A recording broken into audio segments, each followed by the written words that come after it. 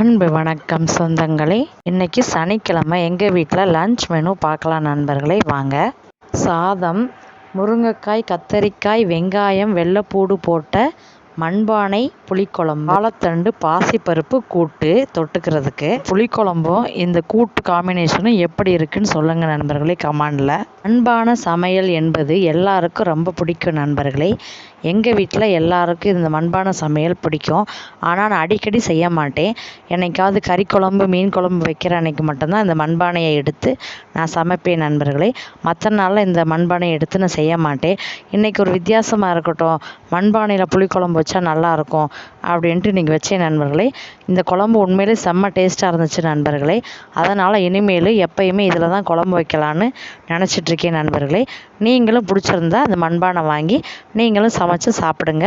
இந்த மண்பானை வாங்கி கிட்டத்தட்ட 5 வருஷம் இருக்குங்க.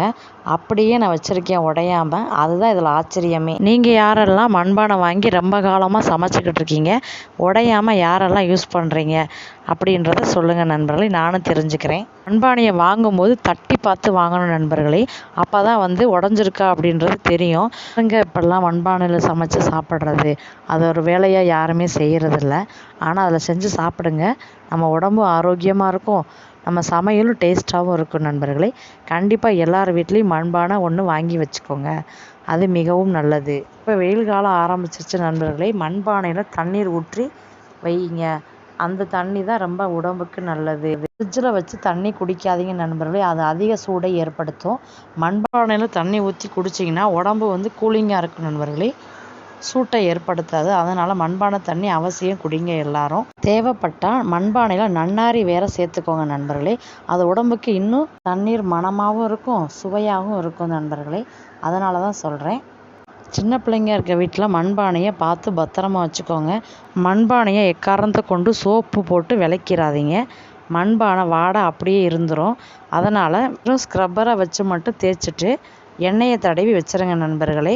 தான் நீண்ட நாள் அதை யூஸ் பண்ண முடியும் அந்த பானையை. மண்பானையில் சோறு வடித்து சாப்பிடுங்க நண்பர்களே. அது பழைய சாதம் கெட்டு போகாமல் சீக்கிரம் இருக்கும் நண்பர்களே. அதனால தான் சொல்கிறேன், மண்பானையில் சாதத்தை வடித்து சாப்பிடுங்க. மற்ற பானையில் வடித்து சாப்பிட்டிங்கன்னா சீக்கிரம் நொந்து போயிடும் சாதம். ஆனால் மண்பானையில் வடித்து சாப்பிட்டிங்கன்னா இந்த வெயிலுக்கு சோறு கெட்டு போகாது, நல்லாவும் இருக்கும். பழைய சாதத்துக்கு சாப்பிடும்போது இன்னும் மணமாகவும் இருக்கும் நண்பர்களே. தினமும் மண்பானையில் சமைச்சு சாப்பிட முடியாது சில பேர்த்துக்கு. வாரத்துக்கு ஒரு முறையாவது செஞ்சு சாப்பிடுங்க நண்பர்களே, அது உடம்புக்கு மிகவும் நல்லது. சமைக்கும் போது ரசித்து ருசித்து சமைங்க, அது இன்னும் கூடுதல் சுவையை தரும். வெயில் காலம் ஸ்டார்ட் ஆயிடுச்சு நண்பர்களே. குழந்தைங்க தண்ணி குடிக்க மாட்டாங்க.